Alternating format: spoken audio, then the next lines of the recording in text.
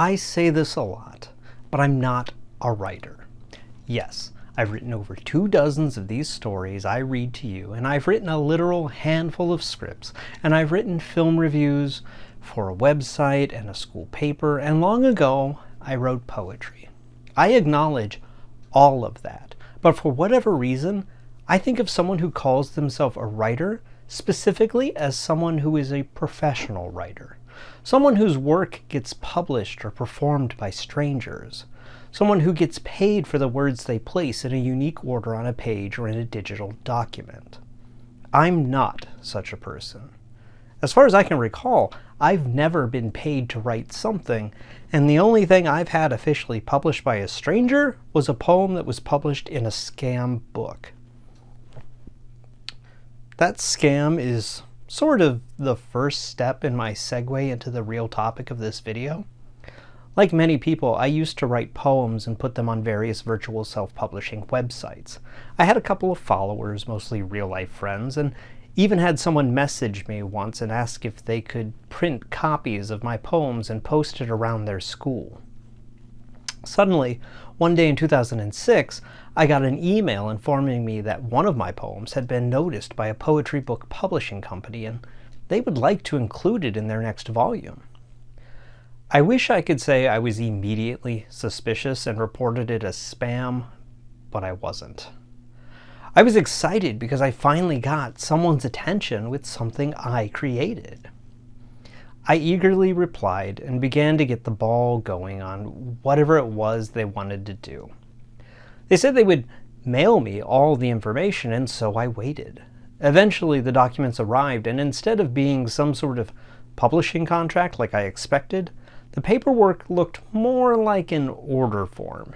In fact, it was an order form. At first it read like a cover page to a contract congratulating me on my fine work, stating they were excited to publish my poem alongside so many other talented people and extolling the merits of previous poets whom I had joined the ranks of. Then I flipped the page and got to see what was really going on. The rest of the paperwork was about how awesome and prestigious their annual volumes of published poetry were, before getting to the part where they mentioned that I would not receive a complimentary copy, but could order myself one. In fact, I could order a bunch if I wanted. I could even copy the forms attached and have friends and family order their own copies.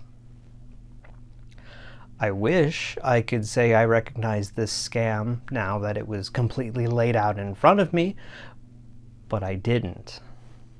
I totally bought the rationale that if they gave every poet published a free copy, then it would be harder for them to make a profit and therefore harder to keep bringing so much wonderful art to the world.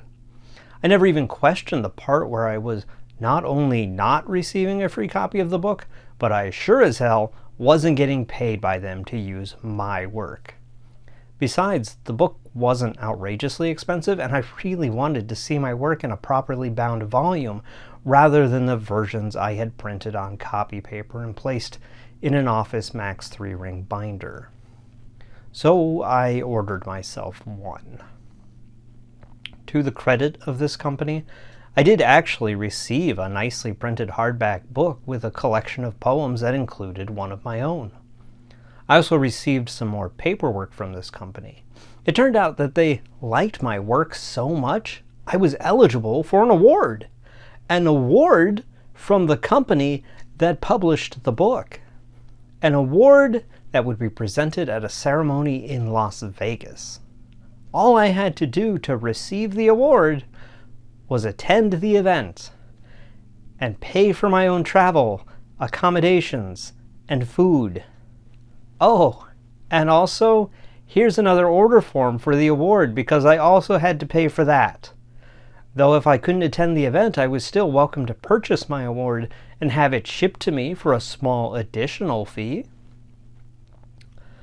I wish I could say that once I received this packet of paperwork, I finally, immediately caught on to the scam. I didn't. I sat down and read everything twice and then went over it all again with my wife before finally admitting to myself that this whole racket was bullshit, and I had been taken in for at least part of the ride. What an absolutely awful feeling that is. I didn't get emotional or give up on making art or anything because of that, but I did feel so fucking stupid.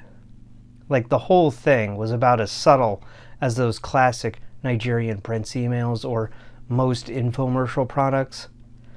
And here's where the segue happens, because this wasn't the first time I'd encountered this sort of scam. Part of the reason I felt so totally idiotic was because I had gotten a very similar email before, just a year earlier, and that time I recognized it as suspicious much sooner. It was a few months after finishing film school in 2005.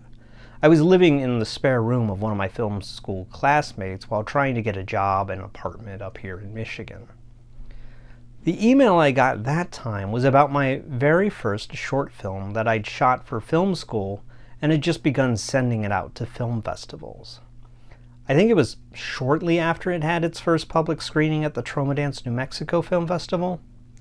Like with the poem, the email claimed someone from their company had seen my film and wanted to include it in their own screening event. But first I needed to call them. Of course, I was excited and immediately did so. I had a cell phone and the reception wasn't great in the house I was staying at, so I walked down the street to the cemetery, which had some hills and therefore better reception. The first thing they asked me was to describe my film. Unlike with the poetry thing, I actually did immediately become suspicious since they supposedly wanted my film to screen because they had seen it, and yet they needed me to tell them about it, including the title of the film. But I did consider that perhaps this is just an intern who works the phones and not someone in the actual acquisitions team. After I described my film, they gave me the information about where and when the screening would occur. I forget where this one was happening. I think New York. It doesn't matter. The point is, I was told that I would need to pay for my travel, accommodations, and food. Also, I would need to pay them something like $200 to screen my film. I said I couldn't do that. They then gave me a lengthy pitch about how it was normal for film festivals to charge fees, and I would actually be saving money by just paying them to be in their screening because film buyers were guaranteed to be at this event, and many of their past participants had successfully sold their films there, which meant they didn't have to pay fees to a bunch of different festivals to get their work seen. I was not convinced, but I was also new enough to the whole scene that I also wasn't completely not convinced. I ended the call with them and then called my parents to see if I could borrow the money from them to pay for this. I think it was like while explaining the whole thing to my mom that I recognized the situation for the scam that it was, and I then mentioned that also to her, leading to us agreeing it wasn't a wise investment. I never called the company back, and surprisingly, they didn't contact me again either. The poetry company, on the other hand, continued to send me letters complimenting my work and asking to use a second poem for the next volume. I told them they could use it, but I wasn't buying anything. They stopped contacting me after that. That feels like a good and natural place to end this, but I'm actually going to keep going. Like I said, I don't consider myself a writer. However, I do consider myself a filmmaker, or former filmmaker, depending on my emotional state any given week. I actually have had strangers screen my film work to audiences of other strangers. I have actually gotten paid to work on strangers' films multiple times in multiple types of roles, both behind and in front of the camera. I've done film work for productions recognized around the world. I don't make a full-time living at it, but I think it's no stretch of the definition to say that I am a filmmaker. As a filmmaker, I've been privy to a lot of opinions about film festivals. I've also attended a lot of film festivals. I've even co-founded 2 film festivals of my own. Up until the last maybe 15 years, film festivals were regarded as an important step in the process of getting your work before an audience and hopefully a distribution deal. I think most people, filmmakers and non-filmmakers alike, know or can at least imagine what a film festival is. Kind of exactly what it sounds like. An event where a number of films are shown and usually some interviews or question and answer sessions occur while audience members, filmmakers, and film industry people all mingle together. Seems pretty harmless from a distance, but even before the proliferation of streaming and other free self-publishing options were common, film festivals were regarded by a segment of the film community as a scam. Not just events like the one that called me, but all film festivals. The most common argument I've heard is that if a festival charges a fee to submit your film for consideration, then it should refund that fee if they reject your film. And I get that sentiment. I can empathize with it even. The fees are a barrier to indie filmmakers who have already poured all of their money, both personal and probably from friends and family, into just bringing their vision to life in a form that can be screened.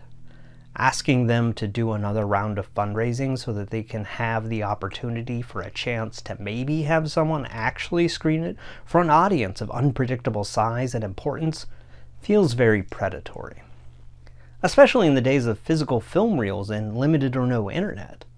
Plus, no filmmaker can afford to attend every film festival, especially international ones, so even if your film was accepted, how do you know if it actually screened? How would you know if the event itself actually happened at all? Getting your film into a festival is usually a means of attempting to accomplish two things. Give your film an audience, and get your film some professional attention, either from the media or film buyers. If you aren't there, there's no way to know how many people actually attended, or if any of them were interested in your work for networking, promotion, or distribution reasons. In theory, if anyone were interested, they could get your info from the folks who organized the festival, but not everyone will bother if you aren't physically present at the moment, and who's to say how good any film festival is at communicating on the filmmaker's behalf? So if your film isn't accepted, or even if you can't personally attend, then why should you have to pay a fee for your film to help them potentially bring in an audience? As a filmmaker, I've processed these arguments mentally every time I finish a new film, especially since the advent and advancement of video hosting and streaming sites. Why spend hundreds of dollars on the Film Fest gamble when you can put it online and share it with everybody, or even just a select group of people with a password? As a filmmaker, I've attended a lot of film festivals. I've been to Sundance, which was at one time the largest, most prestigious festival in North America, possibly the world, second only to Cannes in France. I got to experience their weird but also weirdly well-executed ticketing system. I saw celebrities walking the streets and getting in and out of limos. I sat behind John C. Reilly at a screening and was coughed on by Keanu Reeves as we passed each other on the sidewalk. I saw official film premieres, and I saw guerrilla underground screenings in a hotel room. It was an inspiring several days spent living and breathing the art of cinema. I've also been to a lot of very disappointing film festivals. Events where almost nobody was there to watch the films, or where clearly all of the awards were being given to persons with connections to the film festival itself. Festivals where I know I paid a submission fee, and I definitely wasn't the only one, and yet I could not figure out where the money went to other than the Film Fest operator's pocket. Or where all of the money clearly went to getting the venue, and none to promoting the event itself. I've been to film festivals that made me question why I bother with working in the medium at all. So in 2013, when fellow indie filmmaker Mike Hartman invited me to his office and said, "Let's build a film festival," I was 100% in and knew exactly what I didn't want it to be like. As mentioned a moment ago, I had a great time at Sundance, but by 2013, that style of film festival was basically what everybody was trying to imitate, and most did so terribly. Not only that, But such a straightforward and opulent approach was pretty outdated. Instead, what we wanted to do was bring Troma dance to Detroit, and to do it better than even its founder had done. Troma dance, like Slam Dance and a variety of other film festivals with dance in their name, was founded as a response to the politics and elitism found in large-scale festivals like Sundance. It was created by Troma Entertainment and its president Lloyd Kaufman, and began as a collection of film screenings and parties in a hotel in Park City, Utah, where Sundance is held, and they even did it the same week as Sundance. Unlike almost every other film festival, theirs was free to submit your film to and free to attend. They prided themselves on showing the films the other film fests didn't want you to see. Eventually, because Sundance has so much sway in Park City, they got Troma dance kicked out of the area, and so it moved to Salt Lake City for a few years before eventually becoming a New York event. Troma is a company that puts its money where its mouth is when it comes to saying that art is for the people. They allow anyone to take up the Troma dance brand and iconography and start their own Troma dance film festival. There have been dozens held around the world with varying degrees of success. I've had my own films play at the previously mentioned Troma Dance New Mexico, in addition to one in Indiana and even Germany. The path was clear to Mike and I as we founded Troma Dance Detroit. We couldn't just do a film festival, though. Like I said, that was a pretty dull concept by then. We decided to celebrate not just film, but independent artists of all types. We got musicians, burlesque dancers, comedians, traditional artists, and any other performer we could wrangle. We also brought Troma-related celebrities and the Troma merch team to the show. And all of it was free to attend and submit to. We considered the first year a big success and immediately started planning to make year 2 bigger by making it a 2-day event rather than just one. We brought in more performers and vendors and, of course, more films. Much to the chagrin of the vendors, we also added a dominatrix with a public spanking booth in the center of the vendor area. The second year wasn't a failure, but expanding to 2 days didn't bring in more people. Instead, it just split the same number of people across both days, making it seem much less full. After that year, Mike stepped out as the person officially running the event and gave me full control to run the show as I saw fit. For years 3, 4, and 5, I did everything I could to create the show I most wanted to attend. I put it back to a single-day event, which unfortunately meant the Troma merch team could no longer justify the expense of traveling from New York to Detroit, which removed any official presence of Troma, though they did continue to provide us with access to their branding and some promotion. For the 5th year, I finally accomplished everything I wanted to do with the Troma Dance Detroit concept. I had checked off all my goals by hosting a Midwest premiere of the new Troma film, had fire and freak show performances at the event, and gotten a Gwar-esque band to perform at the end of the show. After that, I was done with it. I stepped down and handed off the controls to my friend Joey, who had been a huge help while I was running it. He had created the website, was a sounding board for my ideas, and a huge source of encouragement, and did a lot of the technical stuff for the audio-visual elements, so I knew it was in good hands. Plus, that same year I was organizing what would be my last Troma Dance, my wife had come up with an idea for a new event, and I was actually excited to try and bring it to life. We were sitting on the couch watching Rod Serling's horror anthology series Night Gallery while I was handling emails for Troma Dance on my phone. Suddenly, Sarah says, "That could make for a cool event," referring to Night Gallery. Her idea being that we could select a few films to screen and then make paintings for each one to show at the event alongside the films, just like the presentation format in the show. I said that sounded like it could be fun, but a huge pain in the ass to put together. But then I kept thinking about it, and eventually realized that I was wrong, and it was a really great idea that would be worth organizing. Immediately after cleaning up from Troma Dance Detroit, I began reaching out to artists and setting up a call for films, and 2 months later, we held the first ever Devil's Night Gallery Film plus Art event. That very first year was kind of a train wreck, but in all the right ways. I couldn't find enough artists to participate, so I ended up doing a painting for one of the films, despite a complete lack of skill in that department, and Sarah did 3 paintings herself. The night of the event, we arrived at the art gallery we'd booked for the show and were informed that the power was out in the whole neighborhood. Thankfully, the folks who ran the gallery were committed to the idea of our event and had a friend bring over a generator which made enough power to run the projector, speakers, and a couple of small lights. The rest of the space was lit with candles, which gave the whole event an appropriately spooky atmosphere that I would have never thought of doing on purpose.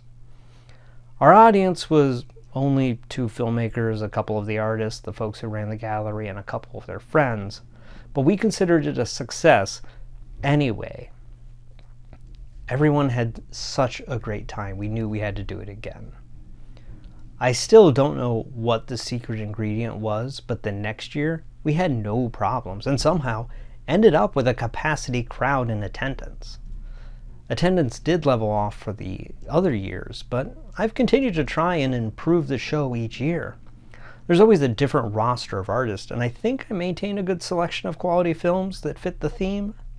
In 2019, I began a plan to expand the event and had one in Detroit, followed a couple weeks later by traveling to Pittsburgh to hold a second edition with a completely different set of films and artists. My hope was to eventually have one show each weekend in October, but 2020 brought that plan to a halt. Not wanting to hold a public event for reasons I'm sure we all remember, the 2020 Devil's Night Gallery got to imitate its television inspiration even more by streaming digitally and on my local public access station simultaneously. 2021 allowed us to do a live event once more, but our art gallery home was a victim of the pandemic. So I reached out and managed to get Devil's Night Gallery on a double bill with the film The Crow at a proper Detroit movie palace, the Senate Theater. The event was even actually held on Devil's Night for the first time. I took 2022 off from organizing any events, but Devil's Night Gallery is happening once more this year, and I'm excited to be doing it for its 6th year. What all of this was meant to convey is that I understand from a filmmaker's perspective how film festivals can be viewed as a scam and sometimes just outright are that. But I also see the value in bringing people together to watch somebody's vision come to life on a giant screen while sitting in the dark with strangers. And at their core, that's what the best film festivals do. At least that's what I want them to do, and that's what I want the ones I organize to do. The very idea of a film festival can seem outdated and useless, but it doesn't have to be. There's so much room for innovation in the world of screening independent films for a live audience, as long as that audience is interested in showing up. So why not take a chance on something you've never seen before and check out a local film fest yourself? Whether you're a filmmaker or not, there will always be value in opening yourself up to new visions and experiences. And if you're in the Detroit area on October 28th, 2023, maybe do that in the Devil's Night Gallery at the Senate Theater.